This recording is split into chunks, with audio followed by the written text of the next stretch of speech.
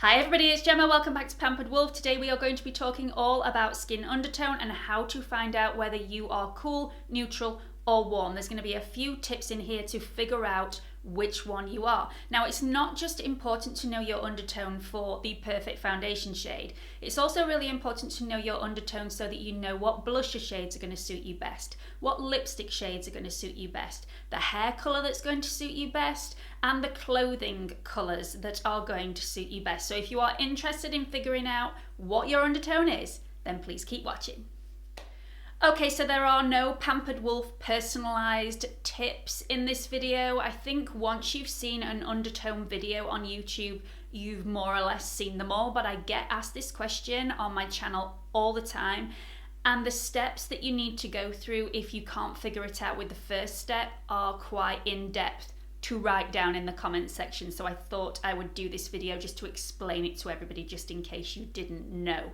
So there are no personalised things in here. It's pretty generic steps that you have to go to figure out your undertone. So before we go into the tips and tricks about how to find your undertone, let's just go into the differences between skin tone and undertone. Now, your skin tone changes constantly throughout the year. So if you go out into the sun in the summer months, your skin tone will get darker. In the winter, your skin tone tends to be lighter.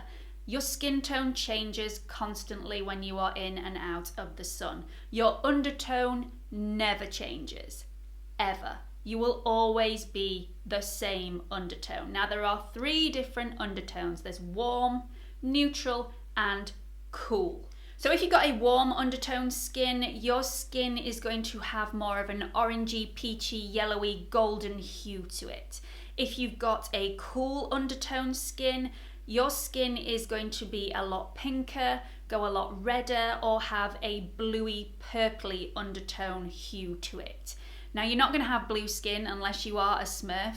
I don't think any Smurfs watch my channel, but the undertone of your skin is going to shine through a little bit more bluey, purpley, reddy, or pinky. Now, if you've got both of those camps, so if you've got a little bit of yellowy as well as a little bit of pinky, you might meet in the middle, which means you're probably neutral. Neutral has a little bit of both, and believe me, if you've got a more neutral complexion, you are seriously lucky, because a lot of different shades are going to suit your complexion.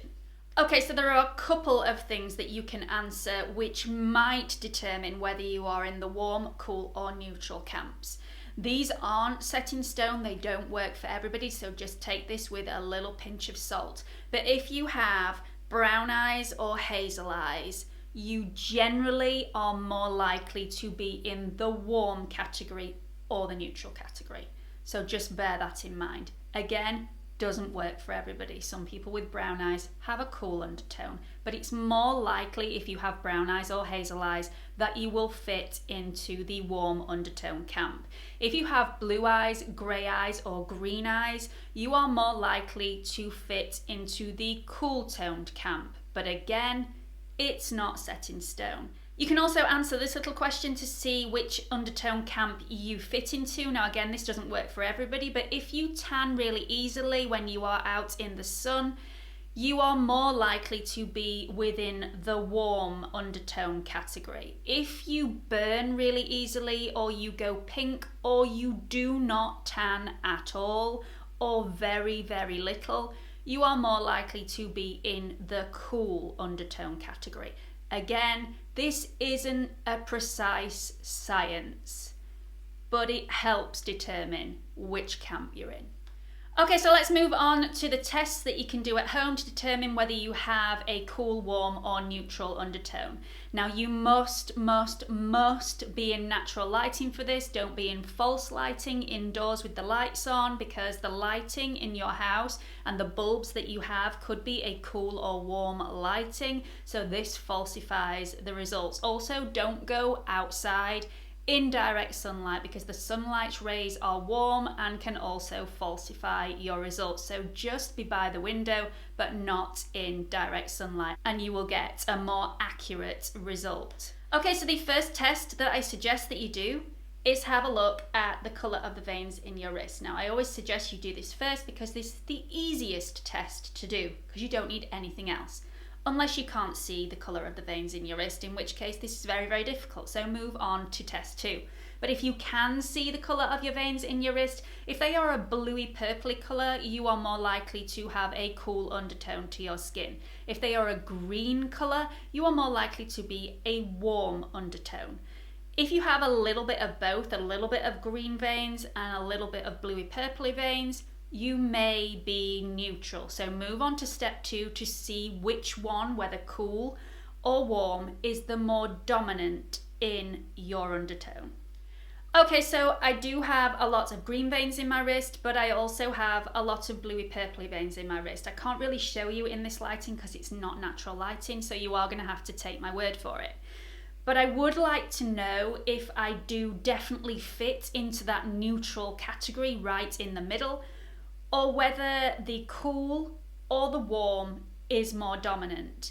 Now, to answer that a little bit, I do have brown eyes, so I fit more into the warm category, and I also tan really, really well. So that would also sway me into more the warm category than the cool. But there is also another test that you can do, and it involves jewellery. So if silver jewellery looks better against your skin, then you are more likely to be a cool undertone. If gold jewellery looks beautiful against your skin, more likely to be warm. If there is no difference to how this makes your skin look, then you are more likely to be a neutral undertone. Now let me just show you the difference between these, and I always recommend that you do it against your chest rather than your arm or your face. So as you can see, the gold looks a lot better against my skin. It really makes my skin pop, it makes it glow, it gives it this lovely golden sheen to the skin. Whereas the silver one, it looks okay, but it doesn't look as nice as the gold. Now obviously that's to interpretation. This is my interpretation of it. So maybe I am neutral, but I think I am edging more towards the warm undertone. Okay, so if you haven't figured out your undertone by this point in the video, then this last tip might help you out. Now I always suggest using a white, crisp, fresh piece of paper rather than using a white top or a white towel like a lot of other YouTubers actually recommend. If you are as bad at washing as me, because I have no idea how this happens to me because I am so careful to only wash whites with whites, my whites are slightly grey in colour. It's just something that happens in my washing machine. I have no idea what happens. Anyway, this is why I suggest using a fresh, crisp white piece of paper rather than going for a white piece of clothing because it can be a little bit grey if you're anything like me. So just hold that up against your neck and chest and see which colours pop out of your skin when you've got it next to a flat white piece of paper. Now, if your skin looks quite pinky, reddy, even bluey in colour, then you are in the cool undertone category. If you are more like me, because I do not have any pinks, reds or blues in my skin, if you can see, my skin looks quite golden, a little bit yellowy and a little bit more green, then you are in the warm category. So although right at the very beginning of this video I said I was a neutral undertone, which I am, I can suit a lot of things and I do have blue and green veins in my wrist. My dominant side is more warm, and that really does help me out pick out things like lipstick shades and blusher shades and hair colour. My hair colour now is a lot warmer than it used to be, and I think it suits my complexion a lot better than it used to when it was more ashy. So at this point in the video, if you are still unsure what your undertone is, you've looked at your eye colour, you've looked at whether you tan easily or you burn or don't tan at all, you've done all 3 tests and you just still don't know, it's highly likely that you fit into the neutral category, which is fantastic for you because you can get away with so much. But if you don't want to take my word for it, then visit one of the foundation counters in your local store. Dior are amazing at this. Also, Estee Lauder are also brilliant at showing you what your actual undertone is to your skin and personalizing the foundation to fit your skin tone as well as your undertone.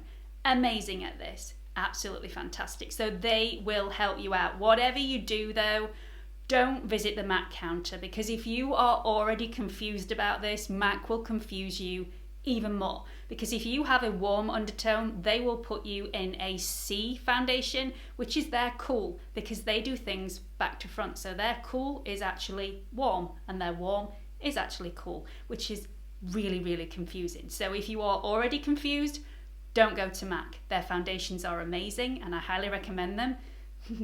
But don't go to them to actually test out the undertone of your skin. If you are confused already, believe me, you'll walk out and your brain will be fried. So I hope you found this video helpful. If you have, please do give it a big thumbs up. Don't forget to follow me on Instagram as well. And if you haven't subscribed to my channel already, why not? There is a watermark in this corner. If you click on it, it will take you through to my homepage where you can subscribe. Hope to see you all again soon. Bye.